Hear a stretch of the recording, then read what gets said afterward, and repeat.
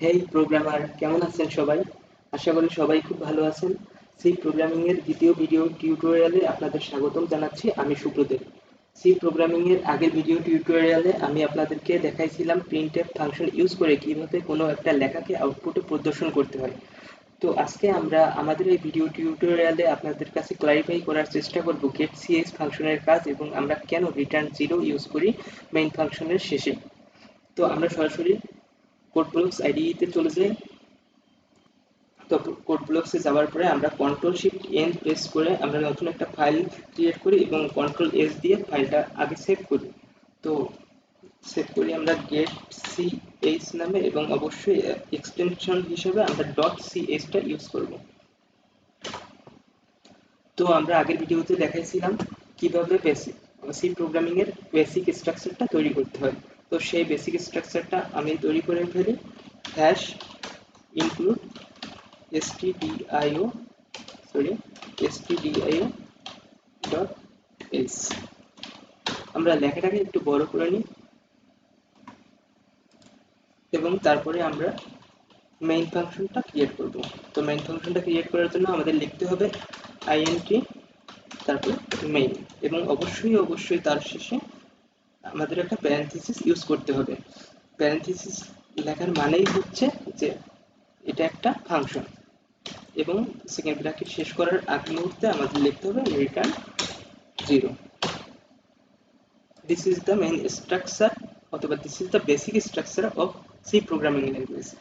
এবং এই প্রোগ্রামিংটাকে যদি আমরা রান করি, রান করার জন্য আমরা যদি বিল্ড অ্যান্ড রান সিম্বল অথবা F9 বাটনে প্রেস করি তাহলে আমাদের এই প্রোগ্রামটা রান হবে এবং দেখা যাচ্ছে যে আমাদের কাছে লেখা আসছে প্রসেস রিটার্ন জিরো। তার মানে রিটার্ন আমাদের কাছে জিরো রিটার্ন করতেছে এবং এক্সিকিউশন টাইম 0.139 সেকেন্ড এবং এই প্রোগ্রামটা কম্পাইলারের এক্সিকিউশন হতে সময় লাগছে 0.139 সেকেন্ড।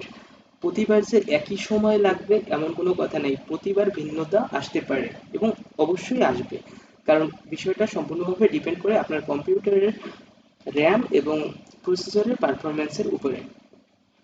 যাই হোক, তো আমরা আগের দিনের মতন প্রিন্টএফ ফাংশনের ভিতরে কোনো একটা সেন্টেন্স লিখি, যার জন্য আমাদের লিখতে হবে printf প্রিন্টএফ এবং যেহেতু ফাংশনের ভিতরে লিখতে হবে তার মানে প্রিন্টএফকে ফাংশনে কনভার্ট করতে হবে প্রিন্টএফ এর পর একটা প্যারেনথেসিস ইউজ করে এবং তার ভিতরে ডাবল কোটেশনের ভিতরে লিখতে হবে যে কোনো একটা সেন্টেন্স। তো আমি লিখলাম আই লাভ বাংলাদেশ। তো প্রোগ্রামটিকে যখন আমরা F9 বাটনে প্রেস করে রান করব তখন দেখা যাবে যে আমাদের কাছে একটা এরর শো করতেছে 4 নম্বর লাইনে রেড সাইন দিয়ে। তার মানে আমাদের কাছে এইটাই প্রকাশ করতেছে যে 4 নম্বর লাইনে অথবা 4 নম্বরের আগের লাইনে একটা এরর আছে। সেই এররটা কোথায় আছে সেটা দেখতে হলে আমাদেরকে F2 বাটনে প্রেস করতে হবে কি এররটা, এবং আমাদের কাছে এটা বড় করে বিল্ড এন্ড মেসেজটা আমাদের কাছে শো করাইতে হবে। তো দেখা যাচ্ছে যে এখানে লেখা আসছে এক্সপেক্টেড সেমিকোলন বিফোর রিটার্ন, তার মানে রিটার্নের পূর্বে একটা সেমিকোলন তারা চাচ্ছে। আমরা এমনিতেও জানি যে সি প্রোগ্রামিং এ প্রতিটা লাইনের শেষে আমাদের সেমিকোলন ইউজ করতে হবে। এবার প্রোগ্রামটা রান করে এবং এবার এই প্রোগ্রামটিকে রান করি F9 বাটনে প্রেস করে। তো দেখা যাচ্ছে আমাদের কাছে আউটপুটে প্রদর্শন করতেছে আই লাভ বাংলাদেশ, যে লেখাটা আমরা প্রিন্টএফ ফাংশনের ভিতরে লিখছি এবং তারপরে লেখা আসছে প্রসেস রিটার্ন জিরো এবং এক্সিকিউশন টাইম 0.142 সেকেন্ড, মানে কম্পাইলার আমাদের প্রোগ্রামটা এক্সিকিউশন করতে 0.142 সেকেন্ড সময় কাজে লাগাইছে।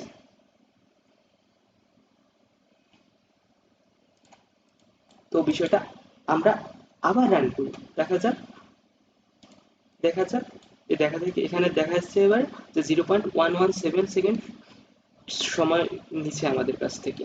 তো প্রতিবার এই টাইমের ভিন্নতা আসবে এবং অবশ্যই বিষয়টা আপনাদের খেয়াল রাখতে হবে যে প্রোগ্রামটা রিটার্ন জিরো করছে। তো আমরা যদি রিটার্ন জিরোটা না লিখতাম, তার মানে আমরা রিটার্ন জিরোটা আমরা কেটে দিই, এবারও যদি এই প্রোগ্রামটা রান করি দেখা যাচ্ছে যে প্রসেস রিটার্ন জিরো, তার মানে আমরা রিটার্ন জিরো লিখি আর না লিখি বাই ডিফল্ট প্রোগ্রামটা জিরো রিটার্ন করবে, যার জন্য কিন্তু যার জন্য আমরা বেসিক স্ট্রাকচারের ক্ষেত্রে রিটার্ন জিরোটা আমরা লিখে দিই। যদি না লিখেন তাহলে খুব একটা অসুবিধা নেই, কিন্তু আমরা যদি রিটার্ন জিরো এর জায়গা 10 লিখতাম তাহলে আমাদের দেখাবে যে 10 রিটার্ন করতেছে। আমরা যদি -15 লিখতাম তাহলে আমাদের কাছে দেখাবে যে -15 রিটার্ন করতেছে। আমরা যদি কোনো একটা ক্যারেক্টার লিখতাম, লাইক আমরা আপার কেস ল্যাঙ্গুয়েজের এ লিখি অ্যান্ড ক্যারেক্টারটা, কোনো ক্যারেক্টার লেখার আগে আমাদের অবশ্যই দুই পাশে সিঙ্গেল কোটেশন সাইনটা দিতে হবে এবং দেখা যাবে আমাদের কাছে 65 প্রদর্শন করবে রিটার্ন হিসেবে। কারণ আমরা জানি এর আপার কেস ল্যাঙ্গুয়েজের এর ASCII কোড 65।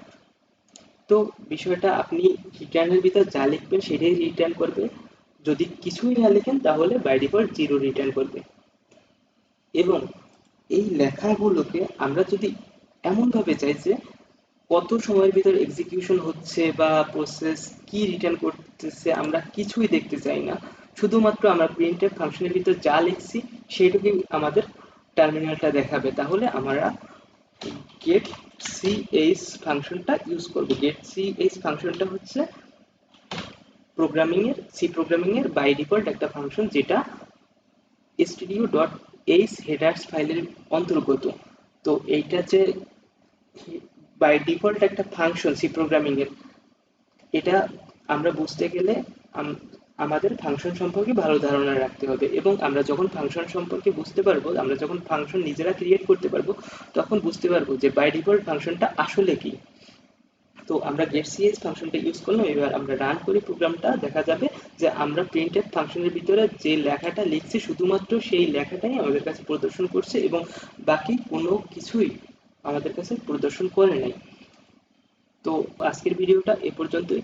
তো আমরা নেক্সট ভিডিওতে দেখানোর চেষ্টা করব কিভাবে প্রিন্ট অ্যাপের ভিতরে নিউ লাইন ক্রিয়েট করতে হয় এবং নিউ লাইন রিলেটেড বাকি কিছু কাজ।